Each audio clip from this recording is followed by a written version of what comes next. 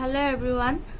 মই ৰিমা আপোনাক সকলোকে স্বাগতম জনাইছো আসামিজ ব্লগাৰ ৰিমাৰ আন এটি নতুন ভিডিঅ'লৈ আৰু আজি দিনত এটা খুবেই টেষ্টি ৰেচিপি বনাইছিলো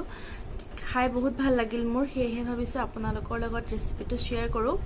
সকলোৱে বহুতে খাইছে হয়তো ভাবিছো যি সকলে নাই খোৱা তেওঁলোকৰ নিশ্চয় সুবিধা হ'ব আৰু মই বনাইছিলো কচুৰ চাটনি ক'ব পাৰে জলা চাটনি চেপা মাছৰ সৈতে ঠাই অনুসৰি বেলেগ বেলেগ ক'ব পাৰে বাৰু মাছটোক আমাৰ ইয়াত যেহেতু চেপা মাছ বুলিয়ে কয় আৰু কচু আমাৰ দেহৰ কাৰণে কিমান ভাল সেয়া মই নকলেও সকলোৱে জানে নিশ্চয় কচুত প্ৰচুৰ পৰিমাণৰ প্ৰটিন আৰু বহুতো ভিটামিন যেনে vitamin A vitamin B vitamin C আৰু ভিটামিন ই বিভিন্ন ধৰণৰ পোৱা যায়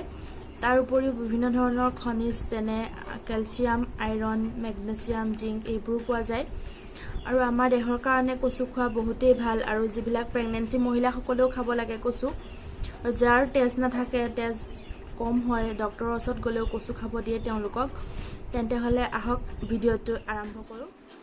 এতিয়া কচুখিনি মই টুকুৰা টুকুৰিকৈ কাটি ভালদৰে ধুই লৈছো আৰু এটা হুইছেল মাৰি লম প্ৰায় 10 পৰা 15টা মান দিছো কেঁচা জলকীয়া নহৰু অলপ বেছিয়ে দিছো যিহেতু চেপা মাছ দিম আৰু এই দুইখিনি মই ভালদৰে পিছি লম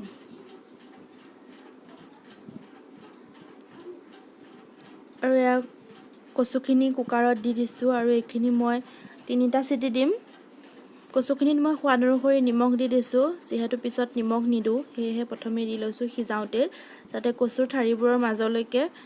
নিমখটো সোমাই যায় 1 গিলাচ মান পানী দিছো মোৰ পানী দিয়াটো বেছি হ'ল আপোনালোকে পানী নিদিলেও হ'ব বা নহলে 1 কাপ মান দিলেও হ'ব আৰু এইখিনি মই এতিয়া বন্ধ কৰি হুইছেলটো দিলম চেপা মাছ লৈছো 4টা মান আৰু এইখিনি পানীত ভিজাই ৰাখিছো যাতে ইয়াৰ ওপৰৰ বাকলিটো কুমলি যায় এতিয়া যিখিনি কেঁচা জলকীয়া আৰু নহৰু পেষ্ট বনাই লৈছিলো তাতে দিছো মই 1.5 চামুচ মান হালধি গুৰি আৰু দিছো 2 চামুচ জলকীয়া গুৰি আৰু দিছো 1.5 চামুচ মান জিৰা গুৰি আৰু কাষতে থকা প্লেটখনত পিয়াজ কাটি লৈছো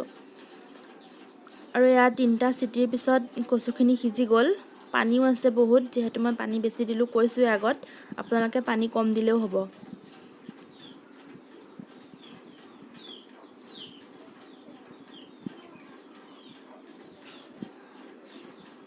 আৰু যিকিটা চেপা মাছ ভিজাই ৰাখিছিলো সেইকিটা ভালদৰে হাতেৰে সৈতে ঘঁহি তাৰ বাকলিটো জুৱাই ভালদৰে ধুই লৈছো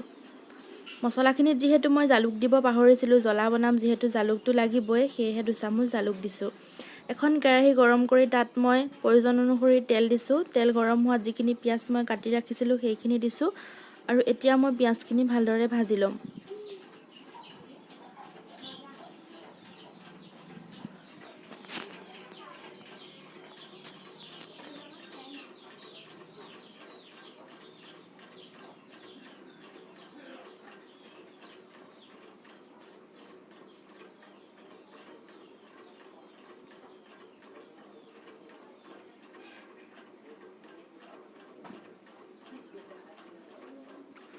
পিয়াজখিনি আমাৰ অলপ ভাজা হৈছে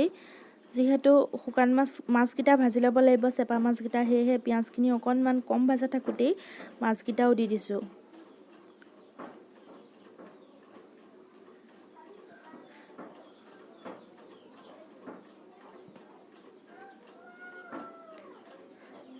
মাছৰ কেঁচা গোন্ধটো নোযোৱালৈকে মই পিয়াজৰ সৈতে ভাজি থাকিম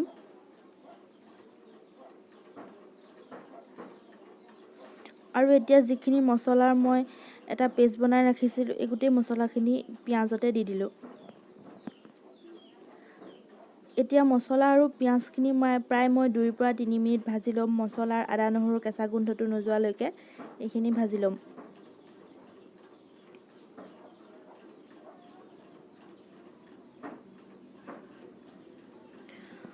আৰু মছলাখিনি 2-3 মিনিট মান ভজাৰ পিছত তেল এৰিবলৈ আৰম্ভ কৰিছে আৰু অকনমান তলত ধৰি যোৱা ধৰণৰ হওঁতে মই ইয়াতে যিখিনি কচু সিজাই ৰাখিছিলো সেইখিনিও দি দিলো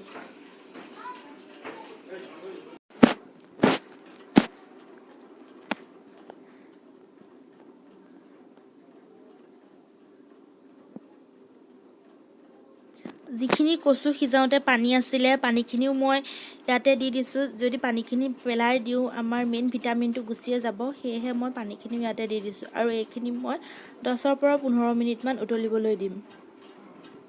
এটা কথা মন কৰিব, মই কিন্তু এতিয়া নিমখ নাই দিয়া, যিহেতু সিজাওঁতে নিমখ দিছোঁৱেই। আৰু 10-15 মিনিটমানৰ পিছত এয়া পানী শুকাবলৈ আৰম্ভ কৰিলে কচুৱে।